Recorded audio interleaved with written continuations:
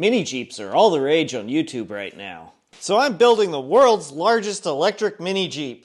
It's actually just a regular sized Jeep. They just used to be a lot smaller in the 50s. Those of you that have been following along with the project know that I'm using this Toyota Prius inverter with a control board from the Openinverter project. This thing's got a lot of tricks up its sleeve. One of them is being able to use it as a charger. I think one of the biggest problems with open source projects like the Openinverter is that the people who develop it are the ones who know how it works, but they're busy developing it and doing their own projects, so sometimes the documentation is a little lacking. Part of the purpose of this video is to add to the knowledge database and do something that hasn't been done with this a whole lot. I figure since I'm not a coder or an electrical engineer, this is my way of helping to contribute to the project. So we're going to get a little nerdy and go deeper into some details than I usually do in these videos. To define the problem, we have to get a little pedantic for a minute. This is an electric vehicle. It's plugged in and charging. You can tell because the light on the dashboard is blinking. But this isn't really a charger. It's basically just a above average intelligence extension cord. It knows if it's plugged in, and it knows how much power it can deliver, and it can tell the car that. Technically, it's called an EVSE, electric vehicle service equipment, and it delivers alternating current power into the car. I mean, we all call it a charger anyway. The actual charger, the thing that turns that alternating current into direct current to charge the batteries, is under the hood here somewhere. Also, for the purposes of this video, we're only talking about AC charging, the round part here. This has the ultra-sexy name of a J1772 port. We're not talking about DC fast charging. That's those two pins. That's a different animal, and, well, look, I'm the one being pedantic here, so we're not going to talk about it. So, oh, jeez. So we need a way to turn alternating current into direct current. We can do that with a bridge rectifier, sort of. This little guy will get all of the current flowing in the same direction, but it'll still fluctuate based on the waveform of the alternating current. My understanding is some of that gets taken care of in the software that we're going to get to in a minute. We can also use a really big capacitor to help smooth that out. Fortunately, there's one built into the Prius inverter. For our purposes, we're going to just say this thing takes AC and turns it into DC. But we still need to adjust the voltage to control the current going into the batteries. So let's take a look inside the Prius inverter and see how the magic works. I've talked about this before, but in the stock configuration in the Prius, the battery voltage comes in, the negative goes to this terminal, which is a bus throughout, the positive goes to this terminal, which runs over to a buck boost converter. It then steps up from the about 200 volt battery voltage up to about 500 volts to run the inverters and the motor. Since I'm running nominally a 370 volt battery, we're bypassing the buck boost and tapping right into the high voltage side to drive the inverter.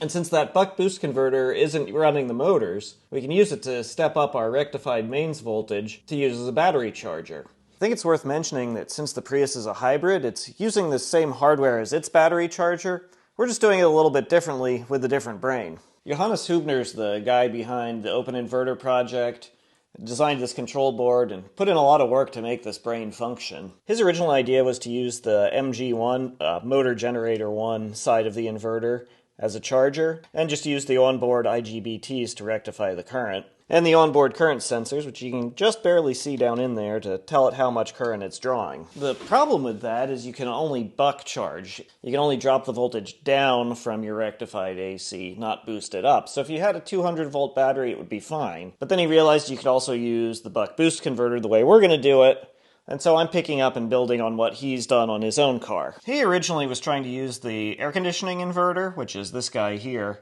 That's connected to the low side of the buck boost. And do it the same way as using the MG1 phase, but he kept blowing out the IGBTs, so he just swapped to a bridge rectifier. After talking with Johannes a little bit on the Openinverter forum, what I'm going to do is bypass the air conditioning compressor entirely and just come in with my bridge rectifier here. Well, that escalated at the rate where things usually escalate around here. Since I need a current sensor that basically matches the ones that are on here, it makes sense to use one of the ones that I otherwise wouldn't be using. Since these are made to take a flat bus bar, I had to use multiple strands of 16 gauge wire. I think that's like 1.3 millimeters square. I'd like to be able to charge with 40 amps on the input current. Since it's a continuous load, that means I'm trying to size everything for an additional 20%. I put 10 amps through a piece of this 16 gauge wire. That's the most this little power supply will do. And it's really not heating up at all, so 4 strands should handle 40 amps just fine, even if we do bundle them all together. It's a little hard to see, but I had to grind out the bus bar in the bottom of this that connects to the vertical bus bar so the wires wouldn't rub on it. Now I just have to get this thing put back together and build a test rig. I've got 2 relays here on my AC lines, and I wired in a J1772 port. I'm using an Orion BMS on this. I can't find it anywhere in Orion's documentation, but I recalled when I updated the firmware, in the firmware change log, it said that using the J1772 port will put the BMS into charge mode and output a charge safety signal. I guess if a commercial product like Orion can't keep their documentation up to date, I can't really blame the open source community either. I've got that charge safety signal running through these relays. Those relays will turn on the inverter and put power to both the forward and reverse inputs on here, which puts the inverter into charge mode. And that signal closes the 2 relays on the AC lines. On top of that, if the BMS sees something it doesn't like, it'll open the 2 pack contactors, and if the inverter sees something it doesn't like, it can open the main contactor. In addition to that, I can also just unplug this. So I've got lots of redundancy and backup systems and fail-safes. I guess all there is now is plug it in and see if it works. Well, I heard lots of clicking, and I see no magic smoke. Well, no magic smoke is good.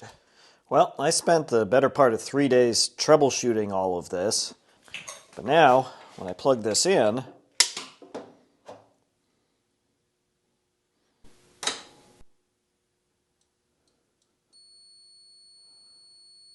get a really horrible whine from that. But now we're drawing in AC current, and we're putting about 2 amps into the battery pack. And when we unplug that, it all shuts down. I'm going to go ahead and tidy some of this up, and then we'll talk about what I've learned.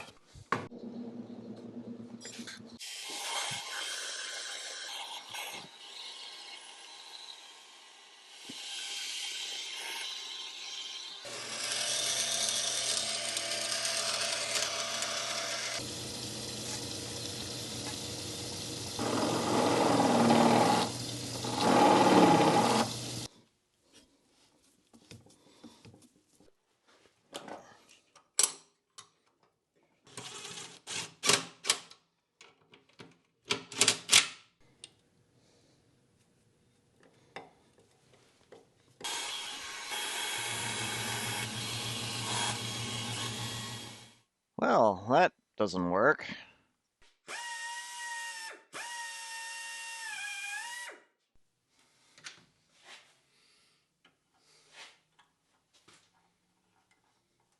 In hindsight, I probably should have gotten a rectifier with screw terminals. I might still do that.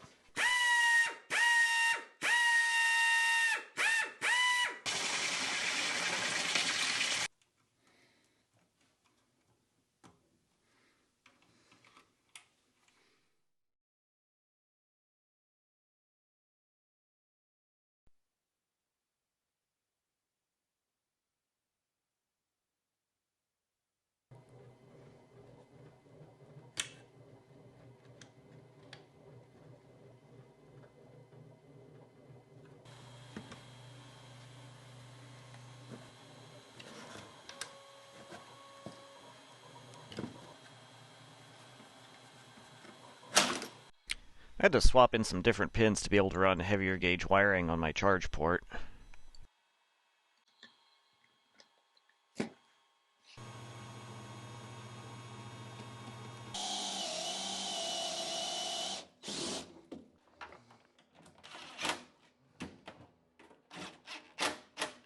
I picked up some Prius battery cables in the hopes that I could use the connectors on the input on the inverter. That didn't work out, so they're going to get used here, and I'll eventually cover them up with a little kick panel.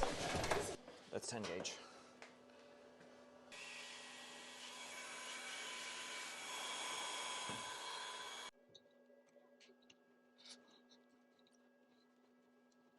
I also put some sound deadening on the inside of the lid. Hopefully it cuts down on the whine a little bit. Help to put it on the right way.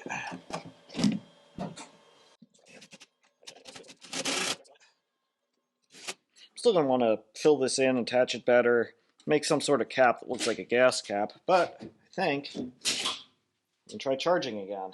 Well, it is charging. It's making some pretty terrible noise, and it is kind of getting warm too, so I think I'm going to go ahead and unplug that. The inverter is water-cooled, but I don't have that hooked up yet, so before I do too much tuning on this, I need to get that working. So, what did I learn on this, and what problems did I run into?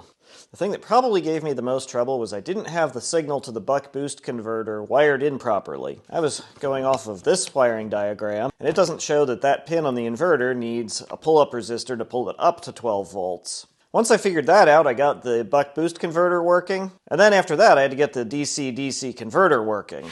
That comes out of the back of the inverter here where you can't see it, and it charges the 12-volt battery. There's one pin on another connector that you also can't see down there that just needs 12 volts to turn on the DC-DC converter. The problem with that is if the buck-boost converter isn't running, and the lower voltage side of the bus isn't within the right range, the DC-DC converter will throw a fault and then won't turn on at all. So I added a time delay relay here that will signal it to turn on 10 seconds after the main contactor closes. I've been using this little shunt to monitor my voltage and amperage on the 12-volt side as I've been working on different systems. So now if I plug in the charger,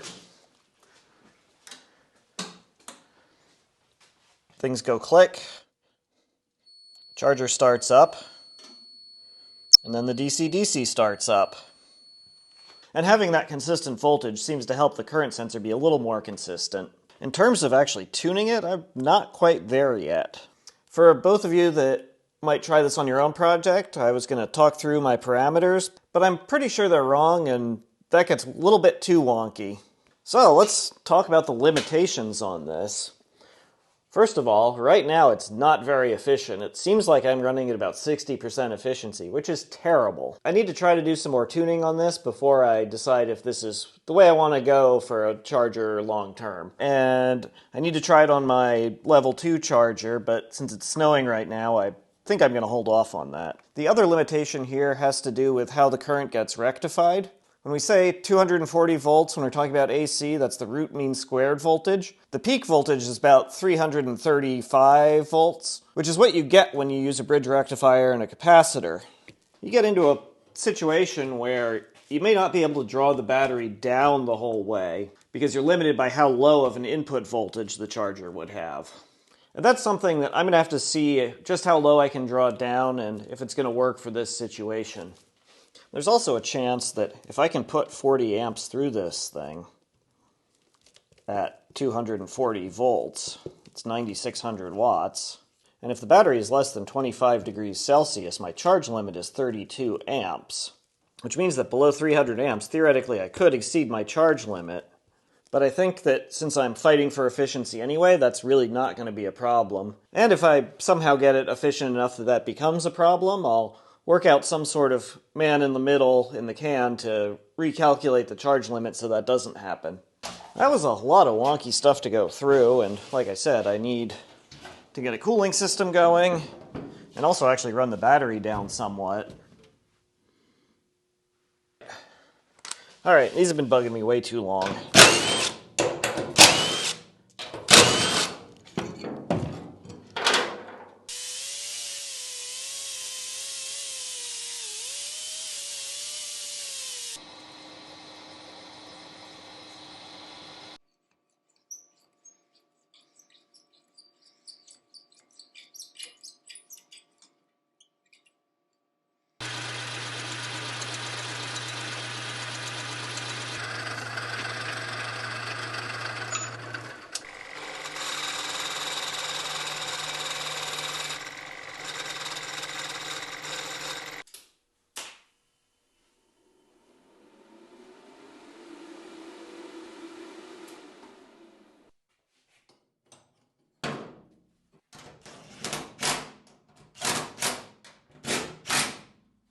Oh man, that is so much better. Anyway, what was I saying? Oh yeah, charging. So if you're using a Prius inverter, should you use this as your best option for charging? Probably not, but basically all I've invested into this is the cost of the bridge rectifier, which is like $5. But I think for now, I can cross charging off the list and move on to cooling. Also, I don't think I'm going to do another video on this charging system, but I will post some updates as I tune it better and learn more on the Openinverter forum, and I'll leave a link to that in the description. I've got to give a shout out to Johannes for his help that he gave me on the forum, And also to everyone who helps support the channel through Patreon, YouTube memberships, buying t-shirts at jeremymakesthings.net, and everyone that watches the videos. So, as always, thanks for watching.